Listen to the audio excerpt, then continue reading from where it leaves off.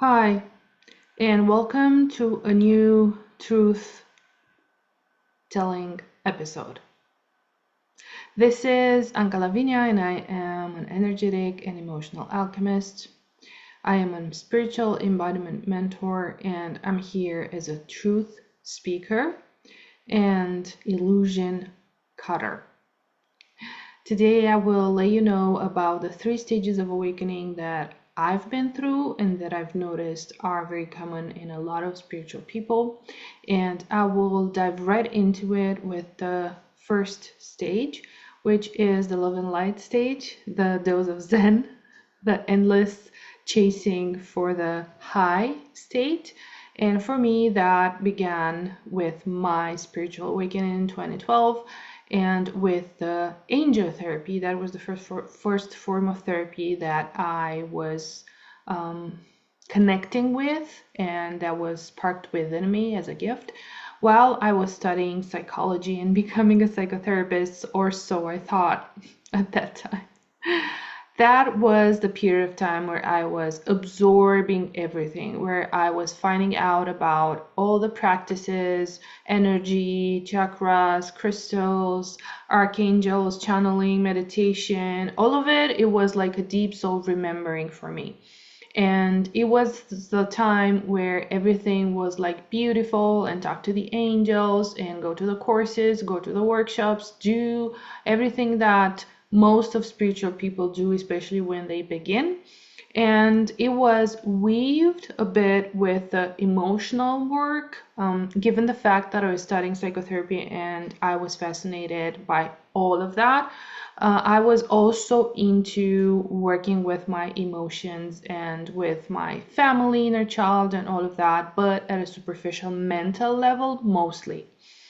The second wave of awakening, because I think wave or layers is a good word instead of level, because I don't want to like compare or make you think that one is better than the other. It's just like what we go through as human beings on this journey of awakening and remembering who we truly are. The second wave of awakening for myself was the shadow work, and the deep connection with the trauma, the deep dive into, if you want, the underworld on a more shamanic language, let's say.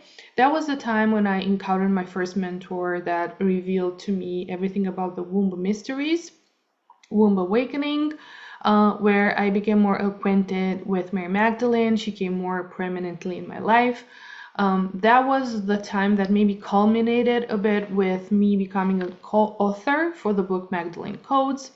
And it was a time until recently where I navigated a lot of inner shadows, knowing my self in a way that was beyond the surface, no longer looking for the high, no longer looking for the zen all the time, no longer looking for like patches, like no longer doing quick meditations to feel better or saying some affirmations to feel better or immediately go listen to a podcast or something to feel better, but actually sitting with the feeling, sitting with the discomfort, facing my trauma, my fears, my shame, all of the wounds in my inner child, and going deeper into the family, into the transgenerational, generational wounding and programming and everything I've inherited, going deeper into the inner work with my mother, my father, my inner feminine, my inner masculine. Maybe this was sparked for me with the question, what does it mean to be a woman? What does it mean to be in my feminine energy? What is that about? And that was a quest for me and a deep healing journey where I navigated voids. I navigated spaces where I felt that nothing made sense anymore, where I felt that I don't know if this is my mission anymore, where I felt like there's nothing out there, my heart was breaking, and layers of my ego were dying, and all of this work that usually people get stuck in this endless healing loop, based on I'm traumatized, I need to fix myself, I'm not good enough, there's something wrong with me fundamentally, always chasing for the next thing to get a fix. And also, this is the layer where a lot of people do not come into, because this is the layer that means you need to be friends with being uncomfortable, being friends with being in the emotion, in the trauma, in the trigger, dealing with that and no longer escaping it or avoiding it. This is the most uncomfortable part of it all, and or maybe not the most uncomfortable, because the third stage might be a little more even uncomfortable, but I'll get to that. And this is where a few step into as their journey, their soul mission requires it, and they're just like, led into this stage of awakening. I thought that was it, but surprise, it was not.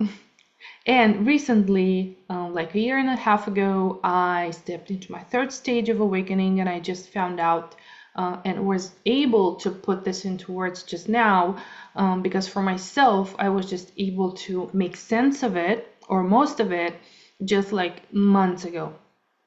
And this stage is the one where you reclaim your sovereignty, your power. You are entering a stage where you are soul-led, where you begin to detach from everything material, from the exterior validation, where everything might come to a halt. Yes, yet again, if that happened before too. This is where you step into your soul-led mission and really reconnect with God in a way that was not really present before. And you're very, very interested in shining your light, contributing, and doing God's will. You're exiting the service to self egoic paradigm that you were into before, of course, without realizing it. It was a hit for myself as well when I saw it, when I acknowledged it, that I was operating under my ego wounds. And this is also the stage where there's a lot of dark interference. You become aware of the dark interference in the world. You become aware of the dark mother, dark father, of the fallen entities that are behind the matrix. You begin to experience all types of dark attack, I don't have a better word for it, and become more skilled in spotting that, knowing how to process that, because as your light is more integrated and embodied, and let's say is more visible and growing, also the interference from the dark side can become a little bit more present in your life. That is what happened for me anyways, and I heard other people speaking into this and about this as well. This is space of total reconfiguration, of massive ego death and identity shift. This is where everything comes again to a halt and upside down. You are being revealed the magnitude of who you are, of the mission you have, of what this world is in fact like. And it's not very pleasant to witness that.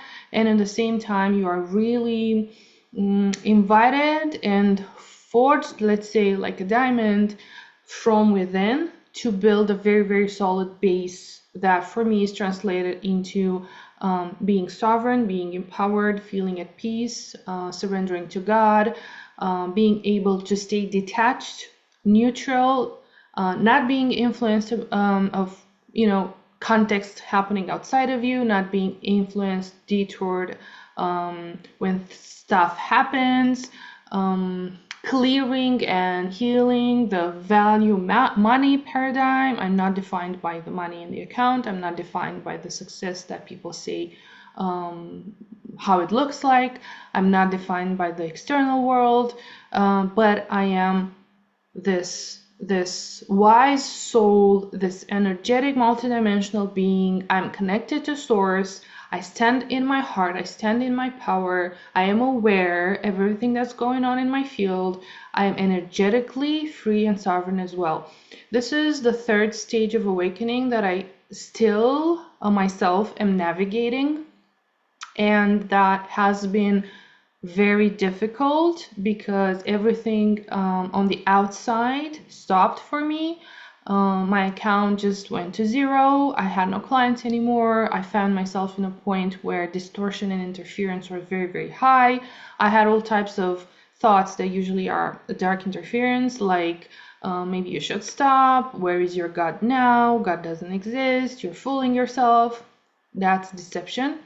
And I was all of this time noticing how I've been building a very peaceful and a lot of acceptance with everything that was, as I knew God had my back. I know who I am. I know why I'm here. I know that this is just a phase. This will pass. This is an initiation. This is just going deeper into who I am, connecting deeper with my leadership, with my mission, with my wisdom, becoming more like courageous, outspoken.